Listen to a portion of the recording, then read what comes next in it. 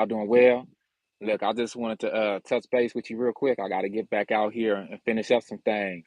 But this download had came to me the other day, like yesterday, and I didn't get a chance to really speak on it. So I'm gonna speak on it now. It's not gonna be a long live at all, but it's be careful to show hospitality to strangers, for by doing so, many of you have shown hospitality to angels unaware.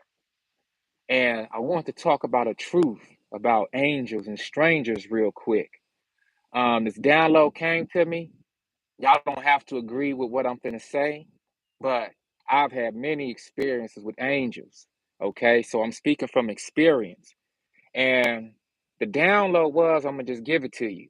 The download was this. Let's talk about family. We have family, grandparents, grand aunties and uncles, siblings, aunties and uncles, cousins, people who were vibing high, people who were vibing from a high standpoint of energy while they were in the physical realm and they passed away.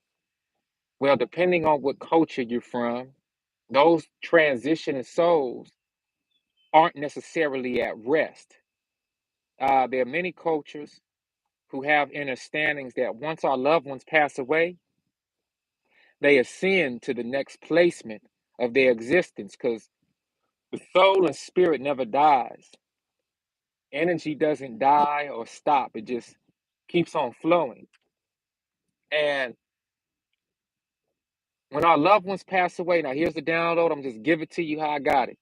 When our loved ones pass away, those who lived righteously here on earth, they have the opportunity in the next realm to become angels, to become spirit guides, to become helpers to their relatives who are still in this realm. Okay? Now, this is where it gets funny when we start talking about the verse that I just shared, where, be cognizant of the strangers that you help and be hospitable to strangers, because by doing so, some of you have helped strangers or angels and been hospitable to angels unaware, right?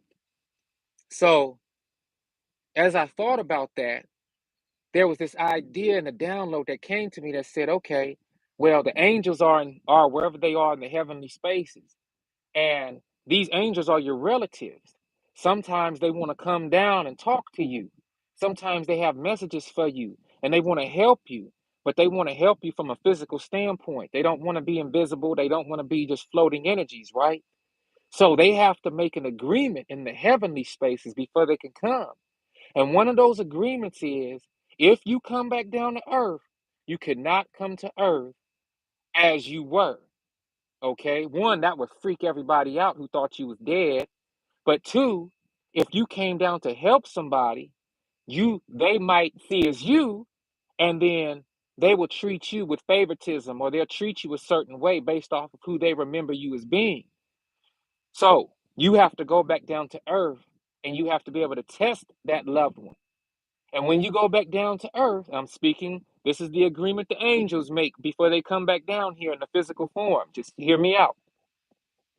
This is why that Bible verse is so interesting, because angels come to the physical form, right? So before they could come back down to earth, they have to make this agreement. The agreement is you can go down to earth for a day, but you cannot go down as the person who you used to be. You have to go down as somebody else. And this is where it gets crazy, because for most black folk, we are used to dealing with other black folk with a certain vibe, right? Like most of us, for the most part, would treat each other as brother and sister, right? But when it comes to our past and our history, we kind of hesitant to deal with other nations of people, right? Depending on what that nation's history was with us and our ancestors, right? Well, that's where the test comes in. Because in my experience, most of the angels who have presented themselves to me, they have always been of another nation. They've always been some white folks or some Asian folks, right? Or somebody who might have been like, hurry up and buy, somebody that could have been perceived as being racist to me, right? Or prejudiced to me, right? And that's the test to see how kind you truly are. Because if that angel, that person who presented themselves as white, was really your great grandmother, who made the deal to come back down to the earth, but she couldn't come as herself, because if she came out herself, you would automatically treat her right, right? Therefore, there wouldn't be no test towards you. So they have to come as somebody who you might not want to deal with, like a homeless person, a vagrant, somebody who appears to be dirty on the street, right? But in reality, they're your great grandfather, your great grandmother. Okay? So check this out. When they come down here, why is it that they're right where you're going to be? Let's say you're out shopping with your family and you're going to a restaurant. And right when you pull up to the mall, or right when you pull up to the establishment, there's this person standing outside that everybody's passing by. Everyone is ignoring because they're homeless or because they're a vagrant, right? But as soon as you walk up to them, you feel something. And you might give them a moment of your time and you might speak with them. And before you know it, this person is sending you off on your way with blessings and saying, "Oh, you so kind. Thank you so much for taking a moment to stop and talk to me. Thank you for hearing me out." Or somebody walks by you and they say that they're hungry. They walk by your house and they say, "Excuse me, sir. Excuse me, ma'am. Do you have any food that you can spare today? Do you have a piece of fruit that you might be able to give me?" And they testing you to see what your true kindness is towards somebody who you might not normally be kind toward. That's where the test comes from. Because once again, if they look like you might automatically be kind to them, right? But if they don't look like you, that's where the test comes from. And so this download was real strong to me because, like I said, I've had experience with angels myself. I've definitely had experience with angels. And I'm here to tell you, I feel like I passed every single test when it came to dealing with those who society might deem as vagrants or homeless people, or people who are undesirables. Okay. So I just wanted to let y'all know and remind y'all, be kind to people, be generous to people. When you are out in the street, I'm not saying necessarily go out your way to try to feed the homeless and this and that. That's not necessarily what I'm saying. What I'm saying though is feel with your heart.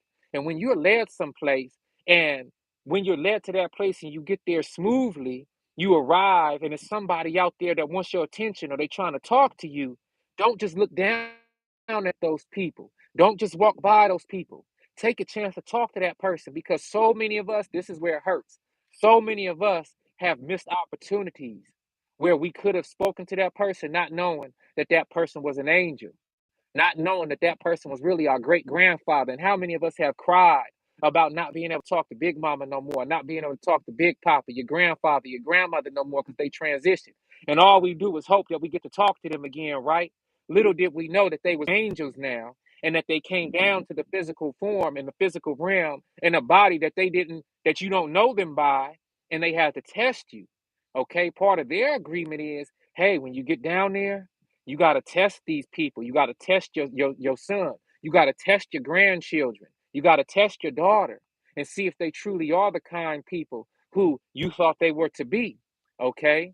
And so many of us don't pass that test, y'all, because we've been conditioned to look over people who appear to be in societally lower class areas of life. But I'm telling y'all right now, if you look back over your life and you was ever put in a situation where you had to deal with somebody or talk to somebody who appeared to be a vagrant or homeless, and you didn't give them certain attention, I'm pretty sure when you walked away, he was like, "Man, I should have talked to that person. Hey, what's up, brother Carlton Way? Peace, bruh." I'm sure you talked to that person and was like, "Hey, this not right. I should have talked to them. I should have responded to them and treated them a little better." Or if you was the person that stopped, didn't your heart feel light?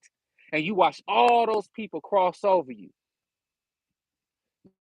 Yes, awakening goddess. It really do make you think, because so many of us have had these opportunities. And that's what brings that certain Bible verse to life where it say, you know, really pay attention to how you are hospitable to strangers, because many of you have been hospitable to angels and you didn't even know it.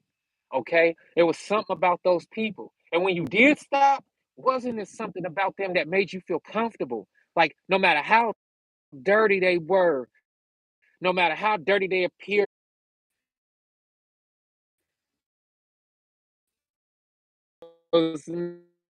now. they come back down as the energy they were when they were down here. All right. Y'all be safe. Y'all stay blessed. Stay vigilant.